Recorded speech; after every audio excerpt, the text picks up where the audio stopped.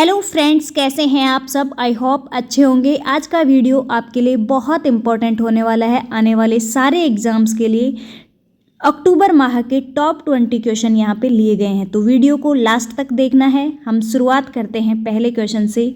ICC ने किसे one day world cup 2023 का ग्लोबल एम्बेसडर बनाया है? तो आईसीसी ने सचिन तेंदुलकर को वनडे वर्ल्ड कप 2023 का ग्लोबल एम्बेसडर बनाया है, जबकि शाहरुख खान हैं, ये भारत में वर्ल्ड कप 2023 के ब्रांड एम्बेसडर हैं।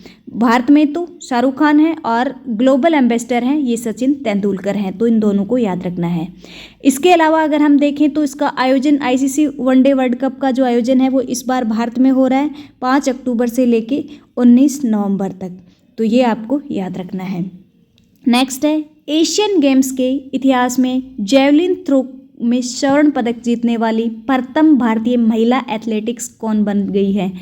तो ये बनी है अन्नू रानी। ऑप्शन नंबर हो जाएगा ए, अन्नू रानी है। ये एशियन गेम्स के इतिहास में जेवलिन थ्रो में गोल्ड मेडल जीतने वाली पहली भारतीय महिला एथलीट बन गई है। काफ़ी इम्पोर्टेंट है, आने वाले हर एग्ज़ाम के लिए ये क्वेश्चन बहुत इम्पोर्टेंट होने वाला है। इनसे रिलेटेड अगर हम देखें तो अन्नू रानी है, ये यूपी से हैं और इन्होंने 62.92 मीटर दूर जेवलिन थ्रो कर स्वर्ण पदक जीता है। टोटल पदक है एशियन गेम्स में ये 107 पदक जीते गए हैं इंडिया के द्वारा, जिसमें से 28 गोल्ड मेडल हैं, 38 सिल्वर हैं और 41 ब्रॉन्ज मेडल हैं। इसका जो आयोजन है एशियन गेम्स का वो होंगजोउ चीन में हुआ है 23 सितंबर से लेके 8 अक्टूबर 2023 तक।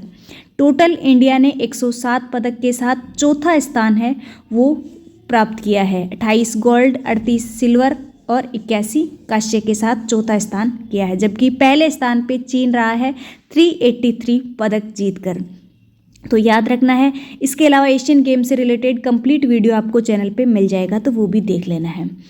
नेक्स्ट है, अंतर्राष्ट्रीय ओलंपिक समिति ने कितने नए खेलों को 2028 के लॉस एंजलिस ओलंपिक गेम्स में शामिल किया है?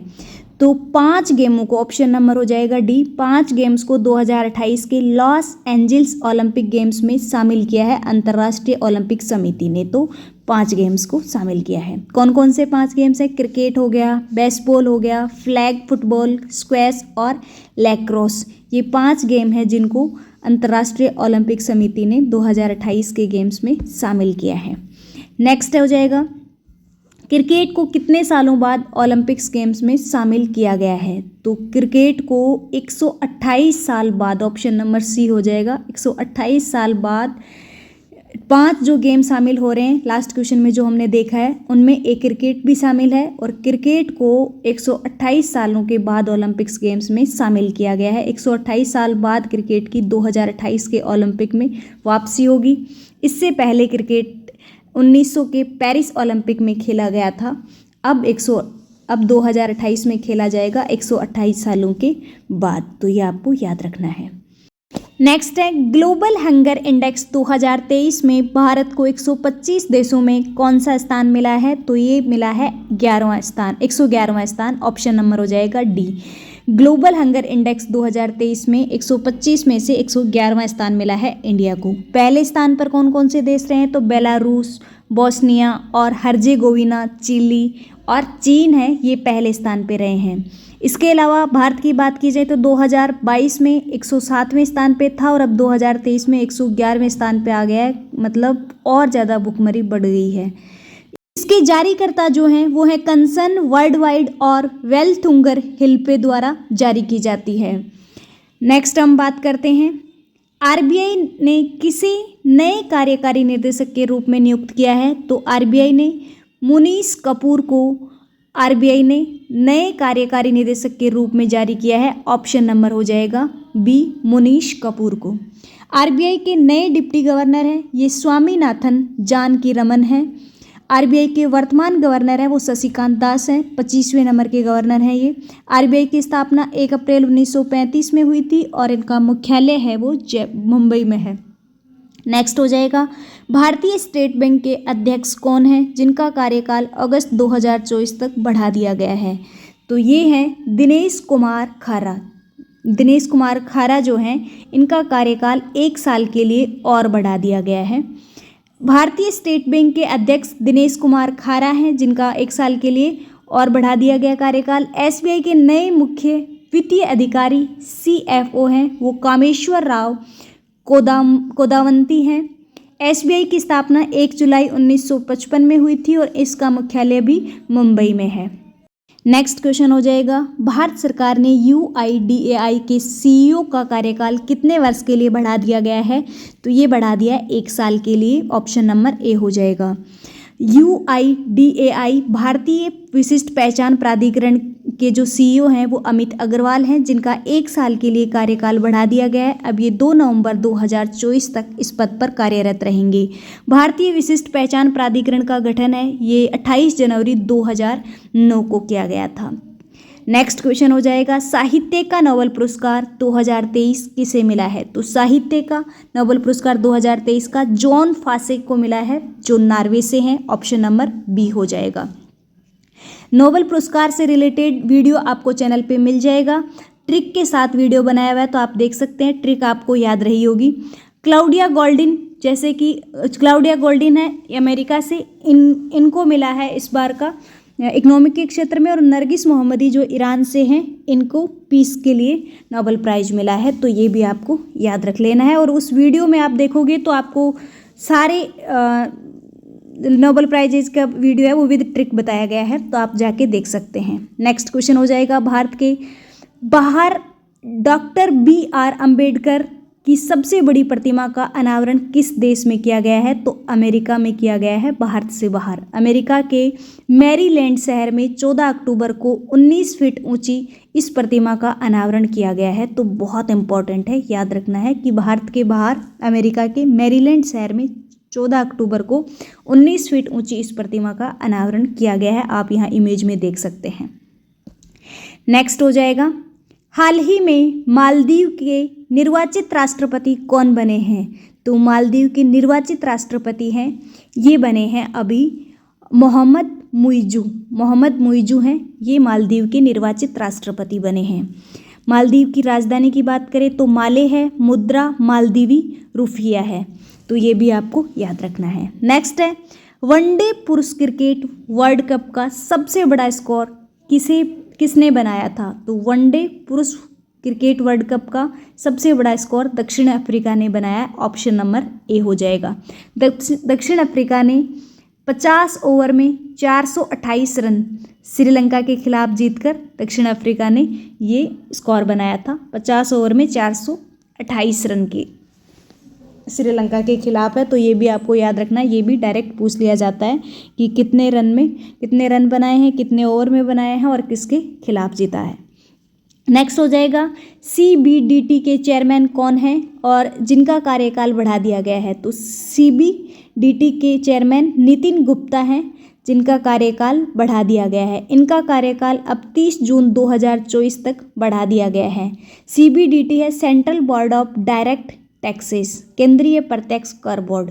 तो ये इनकी फुल फॉर्म भी आपको याद रखनी है, डायरेक्ट पूछ ली जाती है कई एग्जाम्स में। तो चेयरमैन कौन है इनके? नितिन गुप्ता।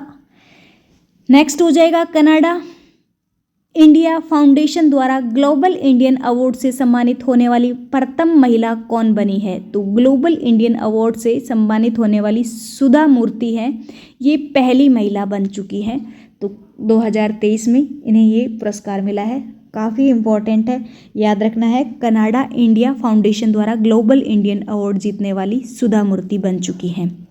इसके अलावा इन्हें 2006 में पद्मश्री से भी सम्मानित किया गया है। नेक्स्ट हो जाएगा, किस पुरुष फुटबॉल टीम ने सैफ अंडर 19 चैंपियनशिप 2023 का खिताब जीता है? तो ये जीता है इंडिया ने, भारत ने जीता है। ऑप्शन नंबर डी हो जाएगा। भारत ने पाकिस्तान को हराकर तीसरी बार सैफ अंडर 19 फुटबॉल चैंपियनशिप का खिताब जीता है। इस बार का ये आयोजन है ये नेपाल के काठमांडू में हुआ था। 21 से 30 सितंबर 2023 तक ये आयोजन हुआ था। नेक्स्ट क्वेश्चन है, सीमा सड़क संगठन BRO के नए महानिदेशक के रूप में किसे नियुक्त किया गया है? तो ये किया गया लेफ्टिनेंट जनरल रघु श्रीनिवासन को। ऑप्शन नंबर बी हो जाएगा, लेफ्टिनेंट जनरल रघु श्रीनिवासन है, इनको सीमा सड़क संगठन BRO के नए महानिदेशक के रूप में नियुक्त किया गया है। नेक्स्ट हम देखते हैं, ग्लोबल इनोवेशन इंडेक्स 2023 में 132 देशों में से भारत को कौन सा स्थान मिला है? तो भारत को मिला है 40वां स्थान। ग्लोबल इनोवेशन इंडेक्स 2023 में 132 में से 40वां स्थान मिला है भारत को। पहले स्थान पे स्विट्जरलैंड है और भारत को 40वां स्थान मिला है। 2022 में भी 40वें स्थान पर ही थी और अभी भी 40वें स्थान पर ही है। जारीकर्ता कौन है? विश्व बौद्धिक संपदा संगठन है, इसके द्वारा जारी की जाती है। नेक्स्ट है, न्यूजीलैंड के नवनिर्वाचित प्रधानमंत्री कौन चुने गए हैं? तो ये चुने गए क्रिस्टोफर लक्सन। ऑप्शन नंबर हो जाएगा ए, नवनिर्वाचित प्रधानमंत्री है न्यूजीलैंड के क्रिस्टोफर लक्सन। न्यूजीलैंड की राजधानी वेलिंगटन और मुद्रा न्यूजीलैंड डॉलर है। नेक्स्ट क्वेश्चन हो जाएगा, हाल ही में राजस्थान में 3 नए जिले बनाने की घोषणा हुई है। अब राज्य में जिलों की कुल संख्या कितनी हो चुकी है? तो अब टोटल संख्या 53 हो चुकी है। ऑप्शन नंबर हो जाएगा सी, 3 और नए जिले बना दिए गए हैं। पहले 19 जिले बनाए थे तो 50 हुई थी, अब 3 और बनाने पे 53 हो गई है। तो टोटल संख्या है वो अब 53 हो चुकी है। कौन कौन से 3 जिले शामिल किए गए हैं? तो ये 3 जिले जो शामिल किए गए हैं ये हैं मालपुरा, सुजानगढ़ और कुचामन सिटी। ये 3 जिले हैं वो राजस्थान में शामिल किए गए हैं। राजस्थान के मुख्यमंत्री अशोक गहलोत हैं और राज्यपाल कल्याण राज मिश्र हैं। अभी राजस्थान में इलेक्शन होने वाले हैं तो देखो अब मुख्यमंत्री तो कौन बनते हैं। सर्वाधिक जिले हैं भारत में वो उत्तर प्रदेश में है, 75 जिले हैं अभी तक। सर्वाधिक उत्तर प्रदेश में ही है। नेक्स्ट क्वेश्चन हो जाएगा, Asia Pacific institute for broadcasting development के अध्यक्ष के रूप में किस देश को चुना गया है? तो ये चुना गया है लगातार तीसरी बार भारत को लगातार तीसरी बार एशिया प्रशांत प्रसारण विकास संस्थान के लिए चुना गया है। नागालैंड के पहले मेडिकल कॉलेज का उद्घाटन किसने किया है? तो नागालैंड के पहले मेडिकल कॉलेज का उद्घाटन है वो मनसुख मांडविया ने किया है। नागालैंड में पहला मेडिकल कॉलेज है वो खोला जा चुका है और ये पहला मेडिकल कॉलेज है नागालैंड में। ये कहाँ खोला गया है? तो ये नागालैंड के कोहिमा में इसका उद्घाटन किया गया है। केंद्रीय और स्वास्थ्य परिवार कल्याण मंत्री मनसुख मांडविया इसके उद्घाटन करते हैं। कॉलेज का नाम Nagaland institute of medical sciences and research है और ये पहला कॉलेज नागालैंड के कोहिमा में खोला गया है।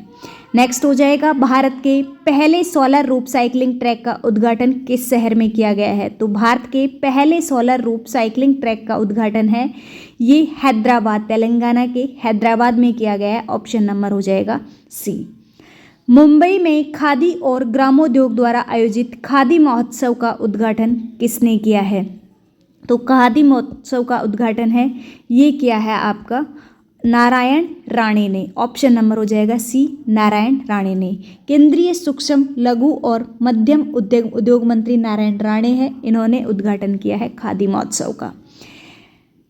खादी महोत्सव है ये मुंबई में 2 अक्टूबर से 31 अक्टूबर 2023 को मनाया गया है, तो ये भी आपको याद रखना है। आज के लिए इतना ही। अब इस क्वेश्चन का आंसर आपको कमेंट बॉक्स में बताना है। हुरन इंडिया रिच लिस्ट 2023 के अनुसार सबसे अमीर भारतीय व्यक्ति कौन बने हैं? तो इसका आंसर आपको कमेंट बॉक्स में देना है। इसके अलावा वीडियो कैसा लगा ये भी आपको ज़रूर बताना है और अगर वीडियो आपको अच्छा लगा हो तो लाइक करना, शेयर करना अपने दोस्तों के साथ। और अभी तक आपने चैनल सब्सक्राइब नहीं किया है तो चैनल को सब्सक्राइब कर लें। Thank you so much friends for watching this video.